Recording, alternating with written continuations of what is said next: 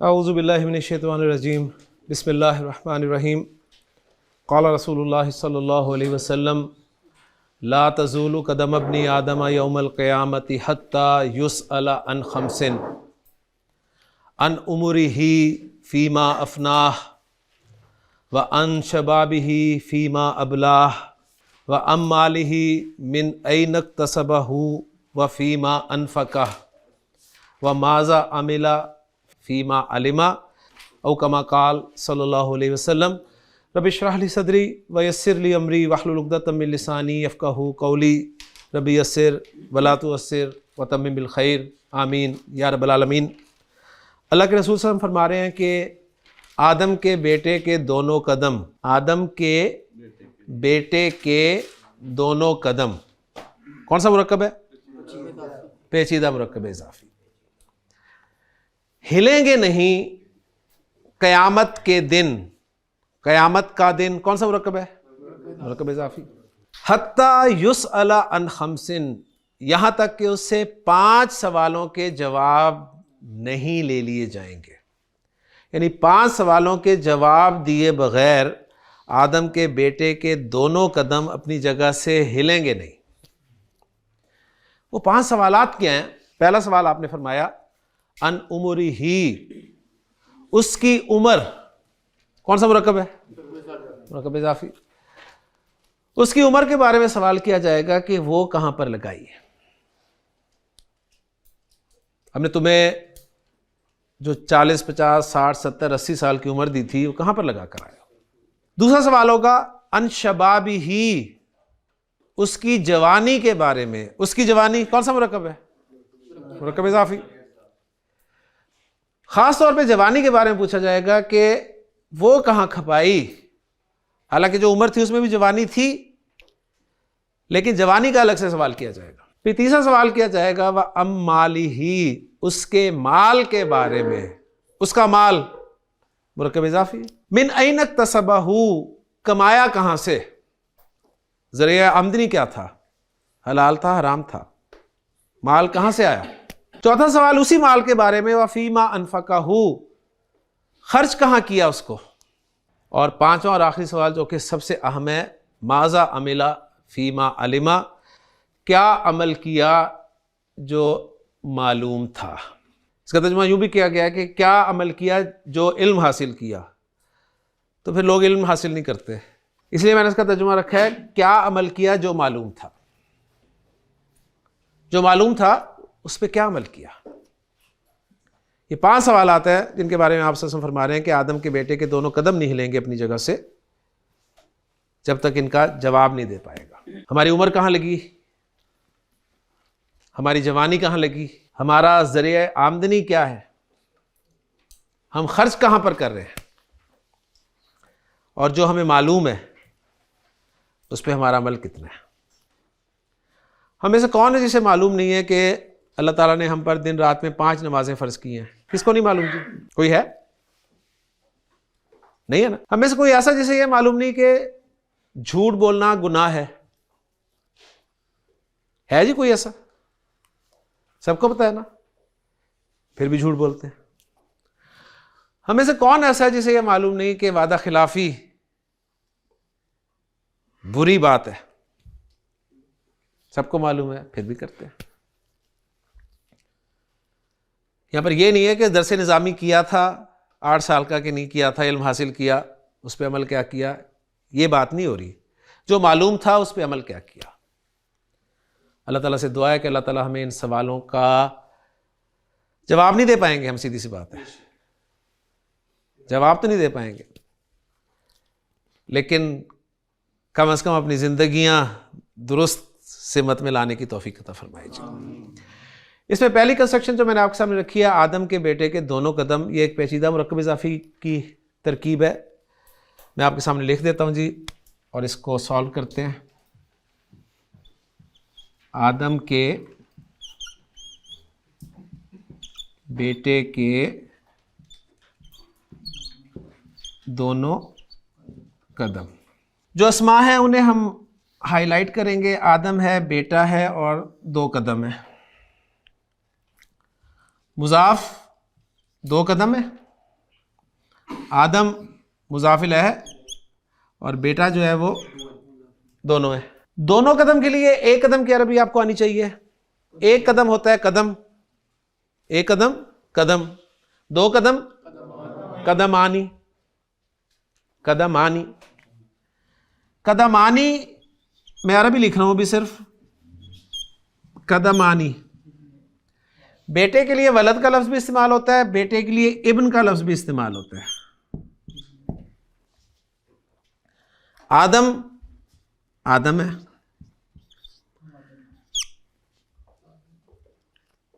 सही। अभी मैंने सिंगल हरकत डाल के आपको याद करवाया है कि ये गैर मुंसरिफ इसम है, गैर मुंसरिफ इसम है। 6 नबियों के अलावा बाकी सब गैर मुंसरिफ है ना, तो पहले नबी आदम ही है। कदमानी मुज़ाफ बन रहा है मेरा, अलिफ लाम भी नहीं आएगा और मुसन्ना है तो नून हट जाएगा। आदम मुज़ाफ इलैह है, मजरूर होगा। गैर मुंसरिफ जब मजरूर होता है तो ज़बर के साथ ही मजरूर होता है। आदमा, दरमियान वाला लफ्ज इसके लिए मुज़ाफ इलैह है, इसके लिए मुज़ाफ इलैह तो मजरूर होगा। इब्निन अल लगा दूं तो अल इब्नी, इसके लिए मुज़ाफ है तो अल भी नहीं लगेगा और तनवीन भी नहीं आएगी।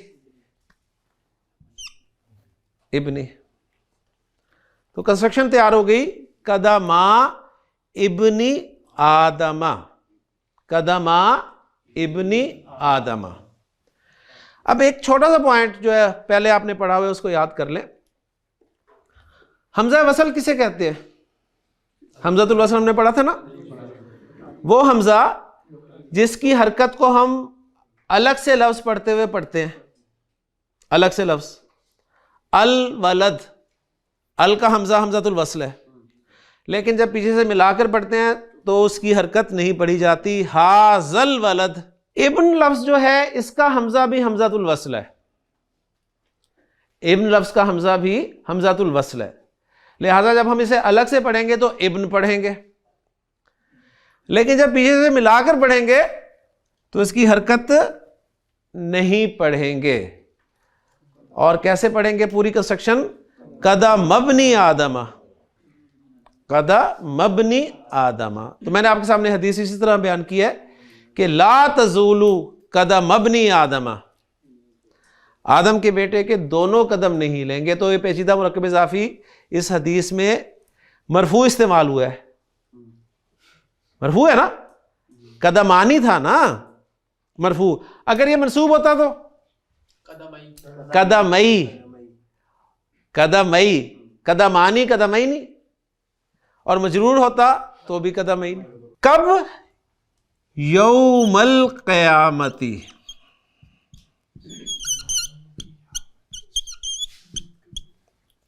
मुज़ाफ़िल है,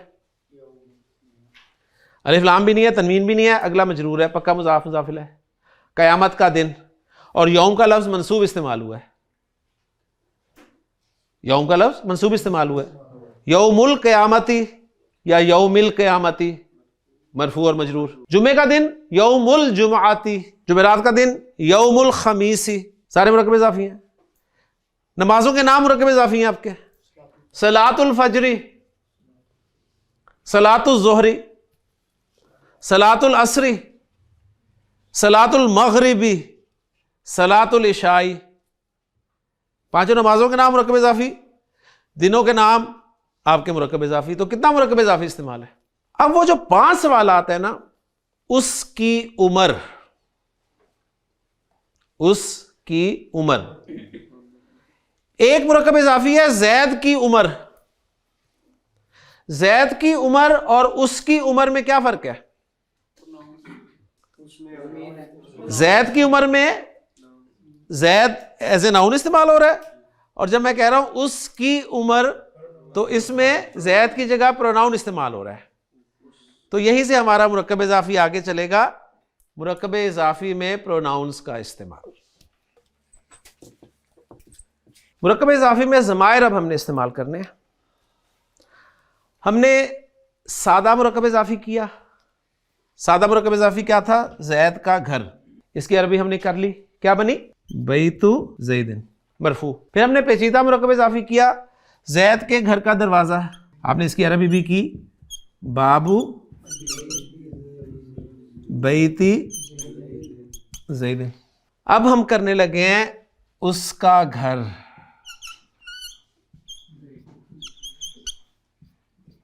उसका घर, जैद का घर, उसका घर। घर मुज़ाफ है और उस मुज़ाफिल है। अंग्रेजी में आप इसे कहेंगे हिज हाउस। तो गोया अब हिज हाउस, योर हाउस और माई हाउस, इनकी अरबी हम बनाएंगे।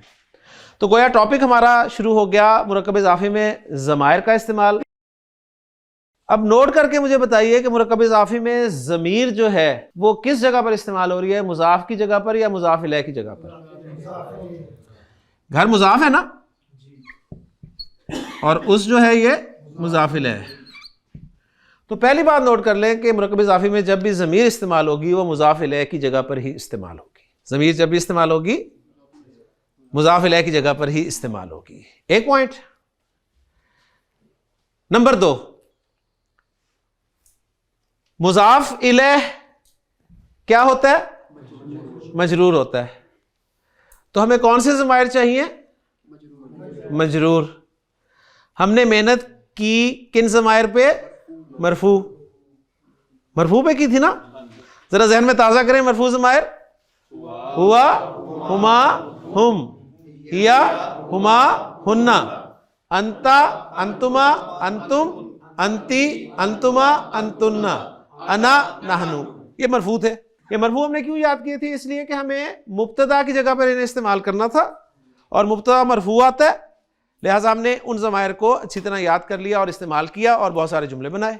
अब हम ज़मायर को इस्तेमाल करने लगे हैं मुज़ाफ इलैह की जगह पर, मुज़ाफ इलैह की जगह पर, और मुज़ाफ इलैह होता है मजरूर।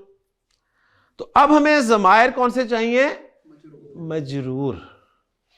तो अब मजरूर ज़मायर जो हैं वो हम याद करेंगे। मैं पूरा चार्ट आपके सामने नहीं लिखूंगा, सिर्फ ज़मायर लिख दूंगा, ये अज्यूम करते हुए कि आपको पता है कि ज़मायर 3 तरह के होते हैं, third person, second person, first person. फिर हर पर्सन में मुज़क्कर मुअन्नस वाहिद मुसन्ना जमा के होते हैं। यानी ब्लैंक चार्ट आपका वही होगा।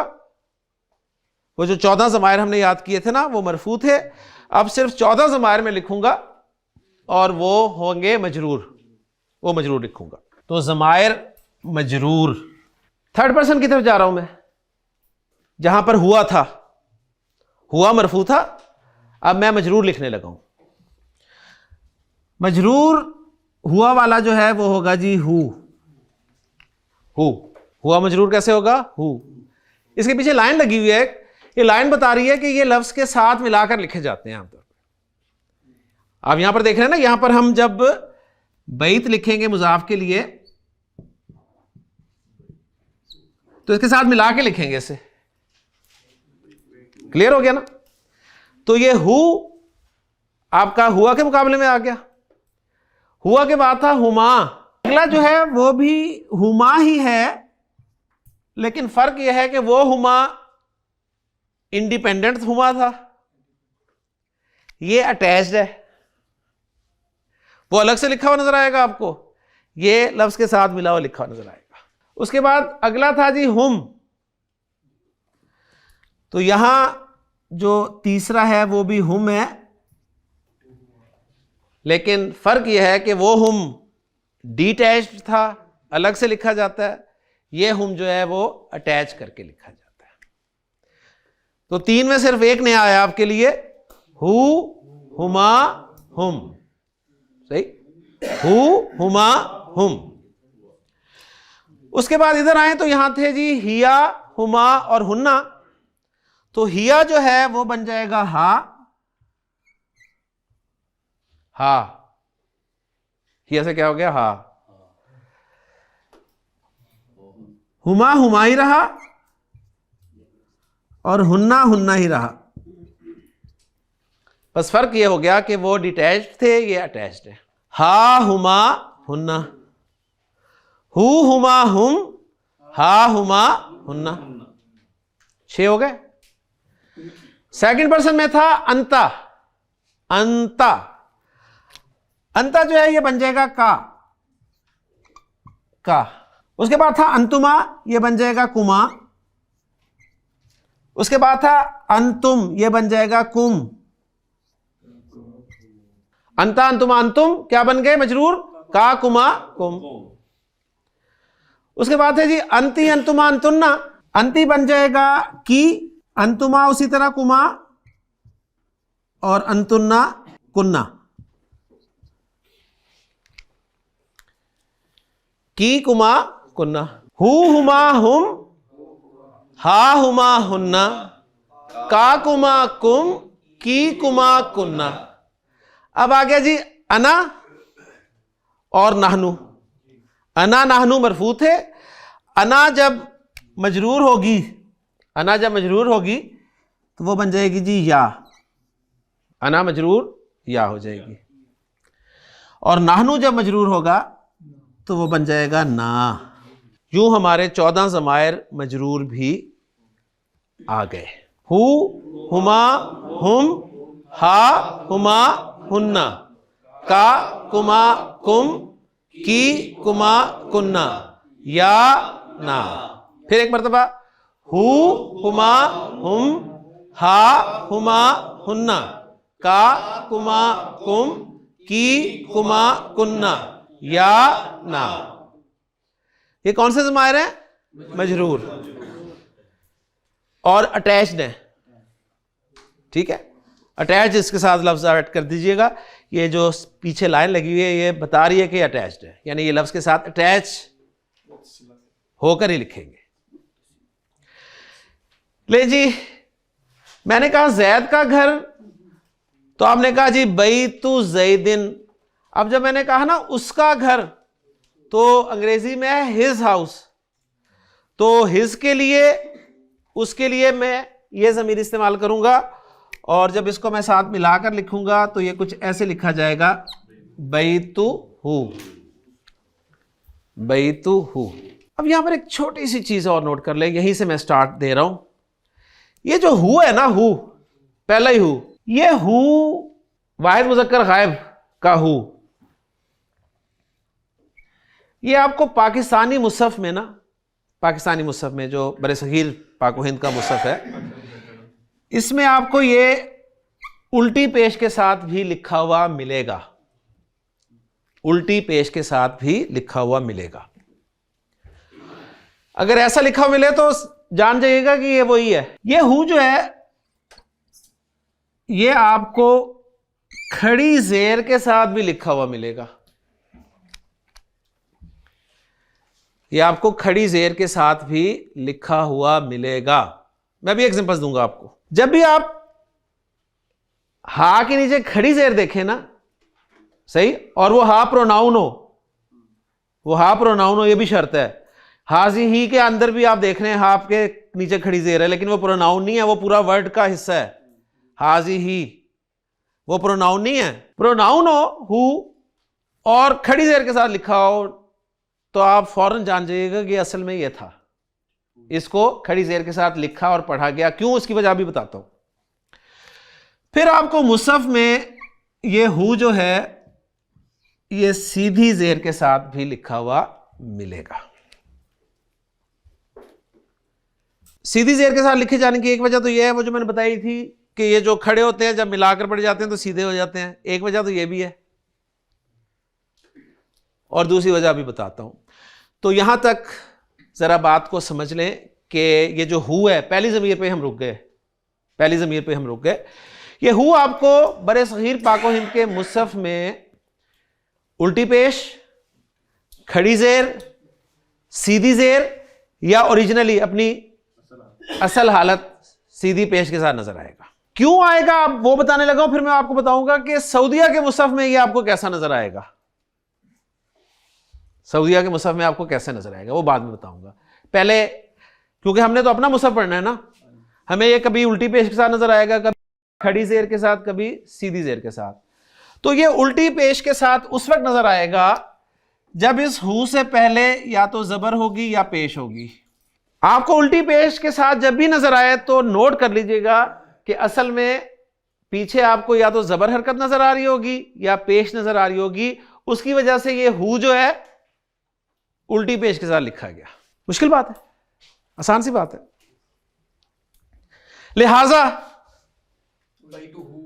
लिहाजा अब यहां पर मैं इस हु की हरकत बदलता हूं और कहता हूं बैतु हु। बैतु हु। उल्टी पेश को जरा ज्यादा लंबा पढ़ते हैं और सीधी पेश को आम। हा पेश हु, हा उल्टी पेश हु, हा पेश हु, हा उल्टी पेश हु। तो बैतु हु पेश आ गई ना, पेश आ गई।